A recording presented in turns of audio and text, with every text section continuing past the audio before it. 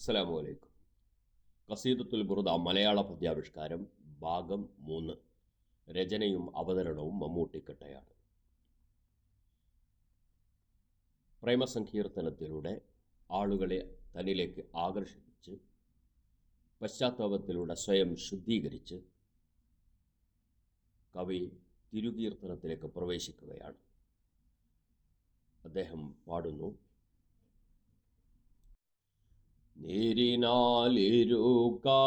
സങ്കടപ്പെടും വരെ ഏറെ രാവിരുന്നയാളോടു ഞാൻ പാപം ചെയ്തു.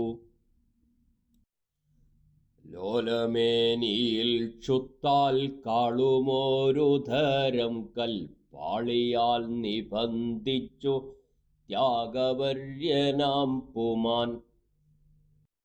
സ്വർണമാമലകൾ പ്രലോഭനവുമായി വന്നു പൂർണ്ണനാ മഹാഗുരു നിർവികാരനായി നിന്നു. തീവ്രമാം ത്യാഗങ്ങൾക്കു ബലമേകുമാഗ്രഹം ഏവമാചാര്യന്മാരെ വെല്ലുകില്ലാവശ്യങ്ങൾ. ഈ ജഗത്തിനു ഹേതുഭൂതരായൊരാളുടെ ഇംഗിതമന്വേഷിച്ചു പോകുമോ ജഗത്തിനെ?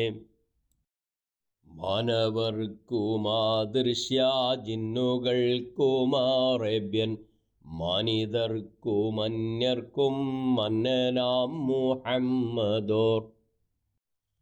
ഉള്ളതുണ്ടെന്നോ ഇല്ലാതുള്ളതില്ലെന്നോ ചൊല്ലാൻ ഇല്ലയുത്തരവിടും നബിയെ കണക്കൊരാൾ. അല്ലലാമത്യാഹിതവേളയിൽ വിമോചനം നൽകുമാ ശിപാർശകൻ സ്നേഹവത്സലനല്ലോ. ഓദനം ചെയ്താധൂതൻ നാഥനിലേക്കാവടം ഏതൊരാൾ പിടിച്ചുവോ പേടി വേണ്ടതിൽ പിന്നെ. ആകൃതം പ്രകൃതമീ രണ്ടിലും പ്രവാചകർ ആകുമേറെ ദൂരത്തിൽ അറിവും ഔദാര്യം പോൽ. മറ്റു ദൂതന്മാരൊക്കെ അക്കടലിൽ നിന്നും കൈപ്പറ്റിയതൊരു കുമ്പിളുറവോ നേർമാരിയോ. നിശ്ചലമായി നിന്നവരപ്രവാചകൻ ചാരെ അക്ഷരജ്ഞാനത്തിലെ അച്ചറു സ്വരം പോലെ. പൂർണ്ണനാണ വീടുന്നാകാരവുമർത്ഥങ്ങളും പ്രിയനായി തിരഞ്ഞെടുത്തവരെയുടയവൻ. ഭാഗവാക്കാകുന്നില്ലോരാളുമപുണ്യങ്ങളിൽ ഭാഗവും വയ്ക്കാൻ വയ്യാ സൽഗുണത്തിൻ സത്തയെ. യേശുവിൽ ക്രിസ്ത്യാനികൾ ചൊല്ലുവതൊഴികെ വിശേഷണമെന്തും നിനക്കാനബിയിലോതിടാം. മാന്യതയേതുമപ്പൂമെനിയിൽ ചാർത്താം ബഹു മാന്യമായതൊക്കെയും നിന്മനമോതും വിധം. ദൈവദൂതൻ തൻ മഹാത്മ്യത്തിനാധിരുണ്ടെങ്കിൽ ആവുമായിരുന്നൊരു വാഗ്ഭടനുരയുവാൻ. മുത്തുനബിതൻ ദൃഷ്ടാന്തങ്ങളപ്പദവിയോടൊത്തുപോവുമെങ്കിലേണിക്കുമസ്തിയും കേട്ടാൽ. ഭൗതികായാസങ്ങളാൽ നാം പരീക്ഷിക്കപ്പെട്ടില്ല, അതിനാൽ സന്ദേഹവും നമുക്കില്ലതും പുണ്യം. സൃഷ്ടികളന്താളിച്ച വ്യാപ്തിയെ ഗ്രഹിക്കുവാൻ ദൃഷ്ടികൾ നിശബ്ദരായി അടുത്തുമകലയും. ദൂരയാകാശത്തിലെ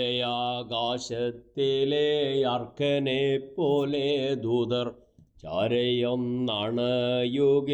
കണ്ണുകളടഞ്ഞുപോം.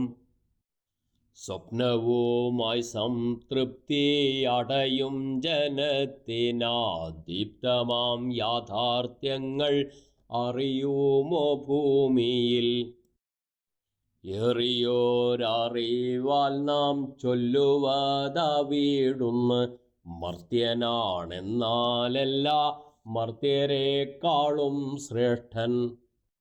ദൈവദൂതന്മാരെല്ലാം കൊണ്ടുവന്ന ദൃഷ്ടാന്തം ആ വെളിച്ചവുമായി ചേർന്നതാണല്ലോ നൂനം.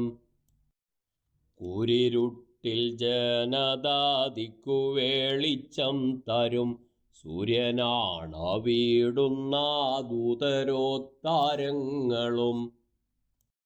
സുസ്മിതവുമഴകും തോരണം ചാർത്തും ചേലാൽ സുന്ദരമായാകാരം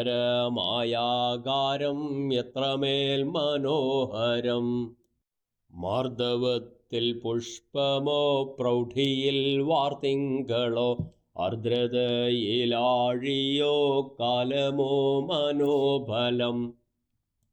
ചെന്നു നീ തനിച്ചു പാർക്കവേ ഗാംഭീര്യത്താൽ തോന്നിടും സൈന്യത്തിലോ ഭൃത്യർ തൻ മധ്യത്തിലോ.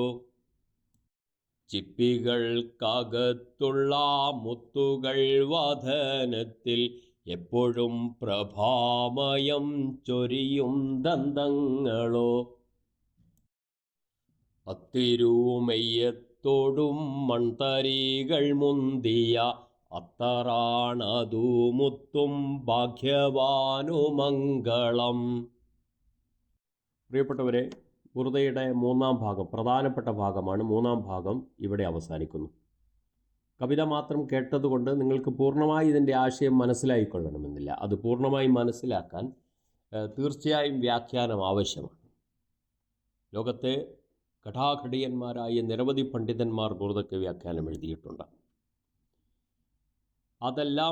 അതിലെ പ്രധാനപ്പെട്ട വ്യാഖ്യാനങ്ങളെല്ലാം പഠിച്ച ശേഷം നീണ്ട 10-20 വർഷത്തെ എൻ്റെ ബുർദ സേവനത്തിനിടയിൽ എൻ്റെ കഴിവിൻ്റെ പരമാവധി ശ്രമിച്ചുകൊണ്ട് വ്യാഖ്യാനങ്ങളൊക്കെ നോക്കി ഒരാൾക്ക് ഈ ബുർദയിൽ ആശയങ്ങൾ മനസ്സിലാക്കാനും അതിൻ്റെ ഉള്ളിലേക്ക് പ്രവേശിക്കാനുമുള്ള എല്ലാ സഹായങ്ങളും പരമാവധി ഞാൻ എൻ്റെ പുസ്തകത്തിൽ ചെയ്തു വെച്ചിട്ടുണ്ട്. നിലവിൽ കിട്ടുന്ന പുസ്തകങ്ങളിൽ ബുർദ വ്യാഖ്യാനങ്ങളിൽ ഏറ്റവും സമഗ്രമാണ് എൻ്റെ പുസ്തകം എന്ന് എനിക്ക് വിശ്വാസമുണ്ട്. നാളെ ഇതിനേക്കാൾ ഉണ്ടാകട്ടെ എന്ന് ആശംസിക്കുകയും ചെയ്യുന്നു. പക്ഷേ നിലവിൽ ഇത്ര സമഗ്രമായൊരു വ്യാഖ്യാനം നിങ്ങൾക്ക് ലഭിക്കില്ല. നിങ്ങളത് വായിക്കണം, മനസ്സിലാക്കണം. എന്തെങ്കിലും സ്ഖലിതങ്ങൾ വന്നുപോയിട്ടുണ്ടെങ്കിൽ അത് എന്നെ ഉണർത്തിക്കുകയും വേണം. ലോകത്ത് ഏറ്റവും അധികം വിമർശനങ്ങൾ നേരിടേണ്ടി വന്ന ഒരു മദ്ഹ് കാവ്യമാണ് ബുർദ. ഈ കാവ്യ നർത്തകിയുടെ സൗന്ദര്യം ആസ്വദിക്കാൻ നിങ്ങൾക്ക് കഴിഞ്ഞിട്ടില്ലെങ്കിൽ അത് വലിയൊരു നഷ്ടമാണ്. ഇത് അടുത്തറിയുമ്പോൾ നിങ്ങളുടെ എല്ലാ തെറ്റിദ്ധാരണകളും നീങ്ങും. ഇത്ര മനോഹരമായൊരു കാവ്യം നിങ്ങൾ കാണാൻ കഴിയും. വിനിമയത്തിൻ്റെ മൂല്യം നിർണ്ണയിക്കുന്നത് സ്വർണമാണെന്ന് പറഞ്ഞതുപോലെ പ്രവാചക പ്രകീർത്തന കാവ്യങ്ങളുടെ മൂല്യം നിർണ്ണയിക്കുന്ന മാപിനിയാണ് ബുർദ എന്ന് ഒരു ഈജിപ്ഷ്യൻ പണ്ഡിതൻ പറഞ്ഞതായി കുറച്ചു മുമ്പ് ഞാൻ വായിച്ചിട്ടുണ്ട്. തീർച്ചയായും നിങ്ങൾ വായിക്കണം, സഹകരിക്കണം എന്ന് പ്രത്യേകം ആശംസിക്കുന്നു. അസ്സലാമു അലൈക്കും വറഹ്മത്തുള്ളാഹി വബറകാതുഹു.